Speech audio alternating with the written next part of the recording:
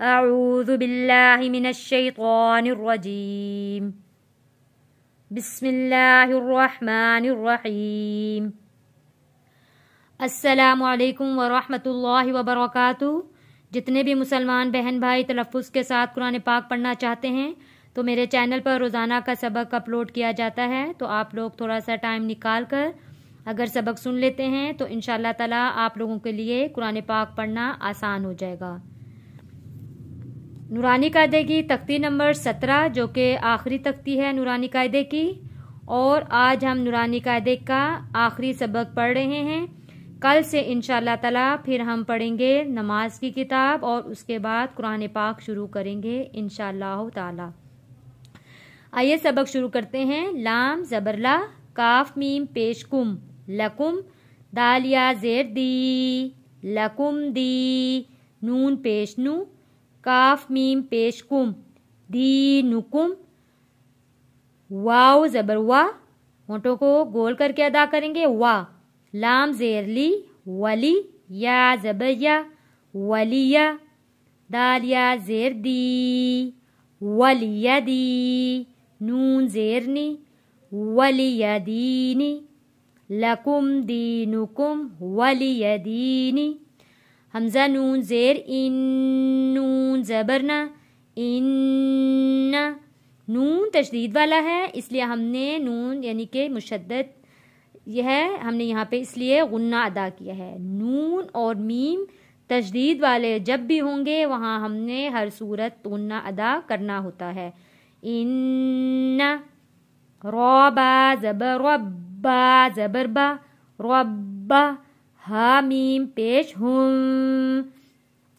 Meme साकिन के बाद जब हर्फ बा आ जाता है तो हमने गुन्ना अदा करना होता है, यानी कि यहाँ पे हमने अपने होंठों को बहुत ज़्यादा जोड़ के नहीं पढ़ना, बारीक सा हमारे होंठों में बिल्कुल जो हमें खुद महसूस होगा कि हमारे होंठों में थोड़ा सा खला बाकी रहेगा, यानी कि थोड़े से हमारे होंठ खुले रहेंगे तो हमने गुन्ना अदा करना है। और गुन्ने की मिकदार होगी तकरीबन 3 हर्फ के बराबर। रब्बाहुम, रब्बाहुम, बा ज़ेर बी, हा मीम ज़ेर हिम, रब्बाहुम बिहिम, ता रो ज़बता, मीम या ज़ेर मी, तरमी, हा मीम ज़ेर हिम। मीम साकिन के बाद जब हर्फ बा आ जाता है तो वहाँ हमने गुन्ना अदा करना होता है। मीम साकिन के बाद जब हर्फ बा आ जाएगा तो हमने यहाँ पे गुन्ना अदा करना होगा। और मैं मीम साकिन के बाद जब बा आएगा तो मैंने आप लोगों को इसका तरीका बताया है कि बिल्कुल हमारे होंठ आपस में जोड़ के नहीं हम पढ़ेंगे, बिल्कुल बारीक सा उसमें हमें खला रखना है जो हमें खुद महसूस होगा। तरमीहिम, बा ज़ेर बी, हा ज़ेर ही, बिही, जीम अलिफ ज़बर जा, हरूफ मद्दा है जा इसलिए हमने खींच कर पढ़ा है। बिही जा, रो ज़बर रो, बिही जा रो, ता दो ज़ेर तीन, 2 ज़ेर यानी कि तनवीन है, यहाँ पे हमने गुन्ना अदा किया है। बिहिजारतिन, तरमीहिम बिहिजारतिन, लाम ज़बरला, हा मीम पेश हुम। आप लोगों ने ये बात हमेशा याद रखनी है कि जब जज़म हो और उसके बाद तशदीद हो तो हमने जज़म वाले हर्फ को छोड़ के तशदीद वाले हर्फ से लफ्ज़ को मिलाकर पढ़ना है। जज़म वाला हर्फ छोड़ देंगे, तशदीद वाले हर्फ से मिलाकर पढ़ेंगे।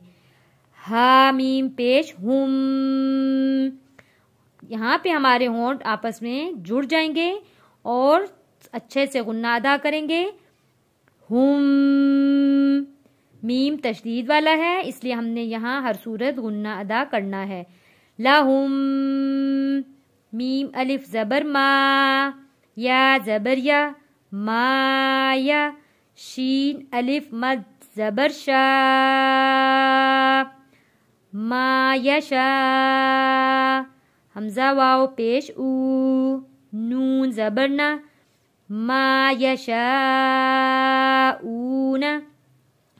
میم میم زیر میم، میم زبر ما، میم ما، حمزہ لام زبر ال، لام کھڑی زبر لا.